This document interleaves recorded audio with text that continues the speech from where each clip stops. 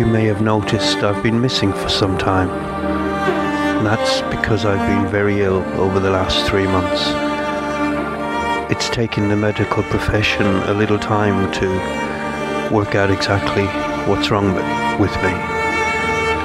But thankfully, I now have a diagnosis and I'm on a treatment plan. Oh, do stop moaning, dear, and get on with it. Yes, dear. Sorry, dear.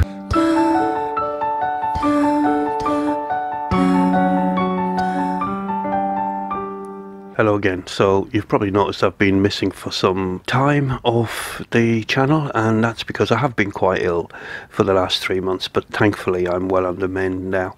This is sort of where we left off. We're sometime in the month of July, and if you remember from the last video, there was a little question mark about whether the heat was affecting the worms. There wasn't the amount of worms I thought should have been in the bin for the time since we set it up, and we're going to have a little look at these worms now. There's an awful lot of immature worms, so that tells me that there's been a lot of cocoons hatching, which would seem to suggest that the adults have been affected by the heat. So this bin in our heat wave, which is very rare for the UK, did get too hot and wasn't able to get enough shade. You can see there an awful lot of baby worms or immature worms, juveniles. So this tray is pretty much full now with the food waste vermicomposted, so it's time to put on the second tray. Just a quick look at the sump. You'll remember that I have up to this point been adding cardboard. It works quite well, filling the sump with cardboard, to give the worms that go down into the sump, and there will be plenty of them, somewhere to go and something to eat, and it does a good job of absorbing the moisture.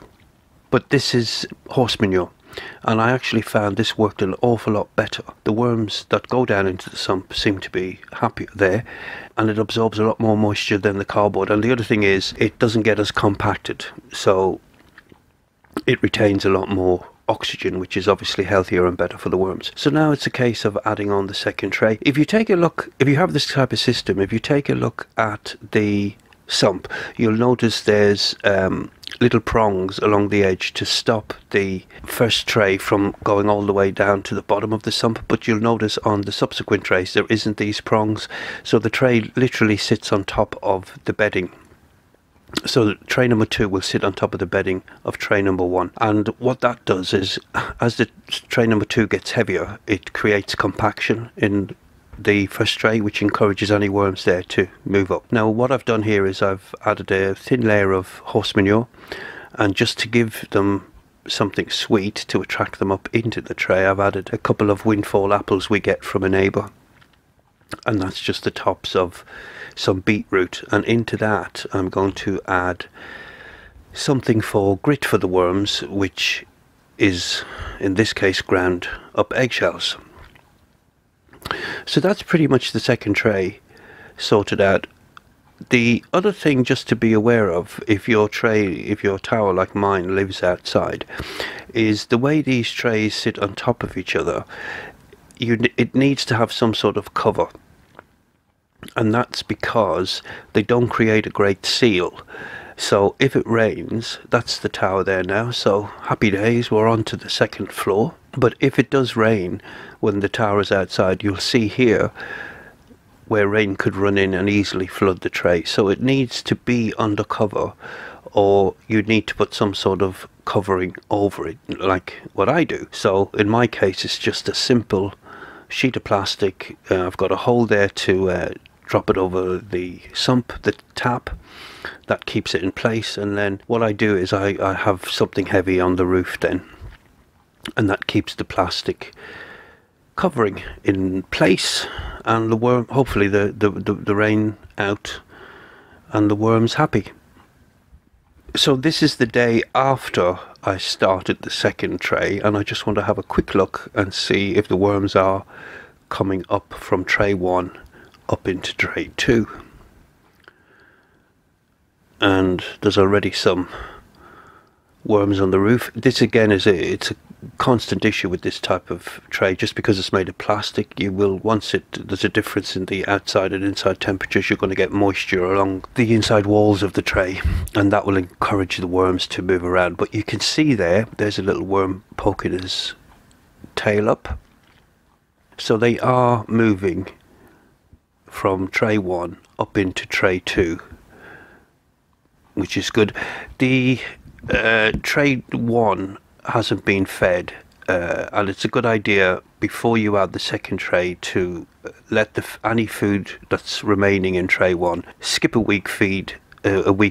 Just let the worms eat whatever's there, and once you add the second tray, then they'll be ready to move up.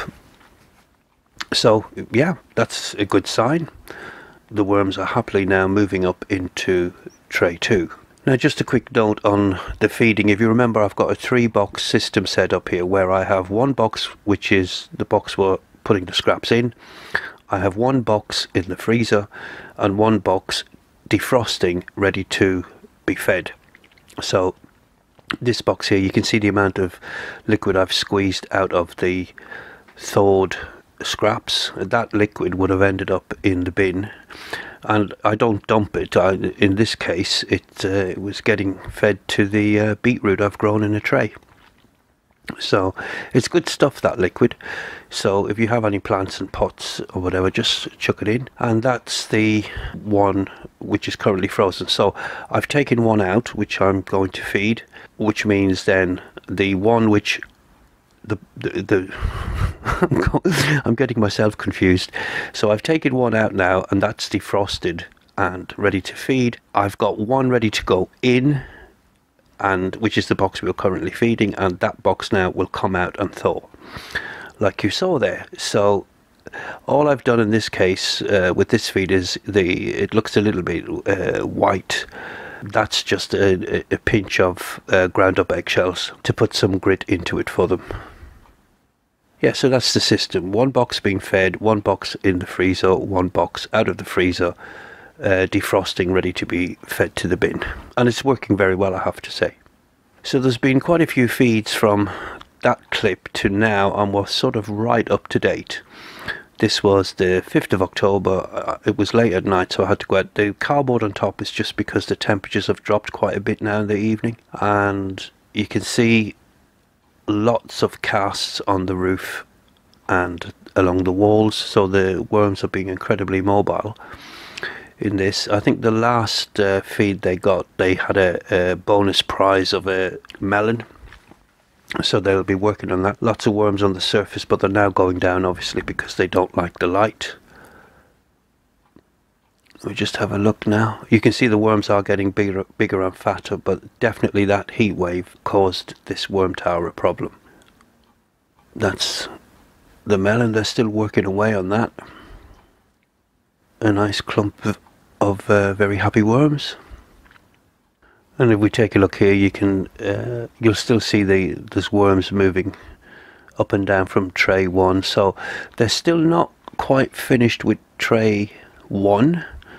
But the majority of the worms are now in tray 2, which is the working tray. I'm going to leave tray 1 in place. You could at this stage, if you wanted to, take away tray 1 and just have what in our case here is tray 2. You could have that as your working tray. So you would still have a bungalow, not a tower. But I'm going to leave it in place until we've actually finished the 3rd tray, and then I'll remove the bottom tray.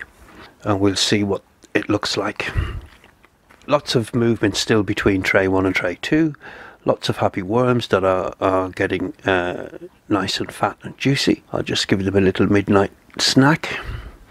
And that's it. So you're up to date now with the worm tower and how it is. I'll try and get some more videos out. I don't know where I am with footage because everything is, with not being so well, it's all very scrappy, but I'll see what I've got and try and get an update on the garden out next if that's possible. But that's the worm tower, and we'll have a look at it in a week or two's time and see how the worms are getting along. As always, thanks for watching. Apologies for the delay, and I hope to see you on the next video.